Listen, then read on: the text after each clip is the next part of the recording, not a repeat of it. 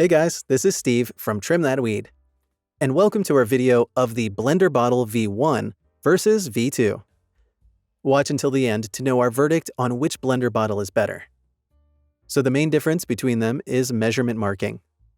One of the biggest upgrades of the V2 is that it has measurement markers on the side of its body, which enables you to measure out your ingredients for smoothies, supplements, and shakes for your desired goals.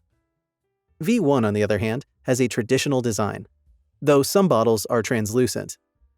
If you want to measure ingredients for your mixes, V2 is a better option due to its measurement marks on the side. Mixing efficiency. Though both V1 and V2 have wire balls to mix your ingredients, the Blender Bottle V2 has an updated design on the blender ball that gives it enhanced mixing power, giving your ingredients a smoother and clump-free texture. V2, therefore, is more efficient in mixing shakes. Capacity. V1 has limited options for the amount of ingredients you can fill it with. It has a maximum of 28 ounces compared to V2, which can hold amounts of up to 45 ounces. If you want more capacity for your liquids, for hiking perhaps, the V2 is the preferred option. Comparison table. From the table, you can see a huge difference in terms of the bottle designs. V2 offers more capacity for your smoothies and shakes, along with measurement markings, while V1 has less capacity and lacks measurement tools. Similarities.